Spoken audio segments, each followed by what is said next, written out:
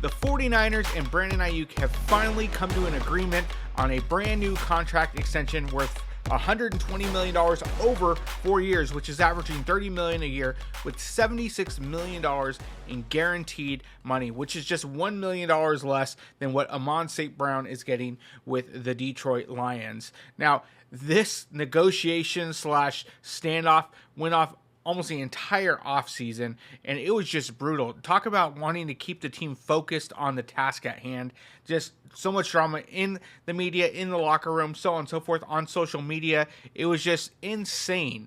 In fact, it seemed to have come to a head yesterday with both John Lynch and Kyle Shanahan, where having their media day, kind of talking about where this is at. They ruled Brandon Aiyuk as healthy, meaning they were able to start finding him and ultimately lead to a suspension if he stayed away from football. John Lynch also had his famous quote with, "Eventually you're going to have to play." And Aiyuk's agent was basically like, eventually you're going to have to pay. And that's what happened. Now, Adam Schefter is the one who broke the news and said that Brandon Aiyuk and his team ended up signing the deal that was offered on the 12th of August, which means this deal has been on the table for 2.5 weeks. Now, Brandon Aiyuk's agent tweeted back at Adam Schefter, said that's factually inaccurate, but the check still cashes. My guess is they're both partially correct. If you break this down, my assumption is that the deal for $30 million has always been on the table. 4 years, $120 million. What's changed is probably the guarantees and how it's structured, but that deal has probably always been on the table, and they just wanted to tweak some things. And you know who I think was the X factor in this whole thing? Jed York. Not Kyle Shanahan, not John Lynch, not Brandon Aiyuk, but Jed York. Because what ended up happening was all this entire narrative was you have Brandon Aiyuk, you have Trent Williams that aren't getting paid, and are the 49ers unwilling to budge and meet him at his market value.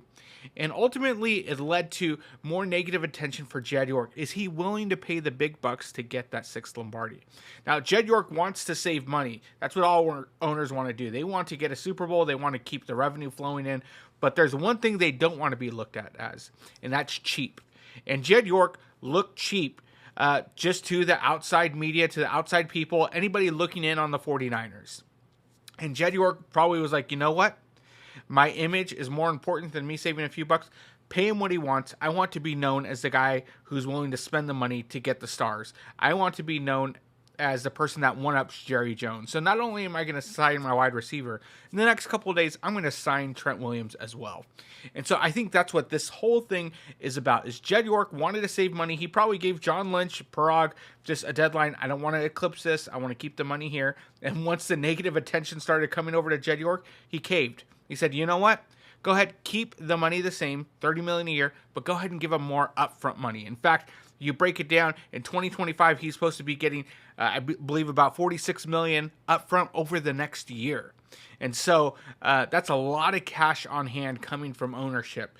And so I think that's what ended up causing this thing to happen. Not the 4-year 120, that didn't change, but the details changed. And everybody knows the devil's in the details. So what does this mean long term? Hopefully it means that Trent Williams will be back soon. It doesn't matter who's on the outside if you don't have somebody to block Brock Purdy, so that way he can get the ball down to your weapons. If Purdy doesn't have the time to throw, nobody's getting the ball. So you need to get Trent Williams locked up by the weekend, so that way next week Trent Williams is there to practice and start getting in the game plan to be ready for Monday Night Football. And so that's what needs to happen. We'll see what the 49ers do. Question is, what does this mean for Deebo Samuel? With the way that negotiations were going, it was seeming that Aiyuk is out the window and Deebo is going to be part of the 49ers' future. Now that you're paying one receiver $30 million a year, you're paying Deebo $25. Next year, Deebo doesn't have any guaranteed money. My guess is something has to give. Are they going to trade Aiyuk afterward? Are they going to keep Deebo and trade him later? Who knows what's going to happen? All I know is this is going to come to a head at the end of the year, because guess who else is going to want an updated contract? Fred Warner. Fred Warner's going to need a new contract. Yes, he's already the highest paid. Yes, but guess what? They've continued to restructure. He's going to be out of guarantees. It's going to be time to pay Fred Warner. George Kittle. Are you going to want to keep him around? George Kittle's the type of player that, even though he's getting older, he's the type of guy that you want to keep through retirement. That's the kind of guy that you can build a locker room around. That's the guy, the type of veteran that you want on your team. So what's going to happen? Trent Williams, he's holding out. You got to pay him, but what does that mean for the future? Are you going to have him for another year or two? You need to start looking for his replacement. What's going to happen on that defensive line? Now that Nick Bosa's contract is going to start elevating when it comes to salary cap, what's going to happen there? Then you got to think about Brock Purdy. What does that mean? Did he go to ownership and say, you know what? I'm not going to ask for the number one quarterback salary. Take some of my money, give it to Brandon, and we'll worry about that when we worry about that. Let's focus on getting that 6th Lombardi. And hopefully that's what happened. But the good news is, Niner fans, you can rest a little easier, sleep a little bit better at night knowing that Brandon Aiyuk is locked up. You have Brandon Aiyuk, you have Deebo Samuel, you have Ricky Pearsall, you have Jacob Cowing. You also have Jawan Jennings, third and Jawan. You have George Kittle, you have Christian McCaffrey.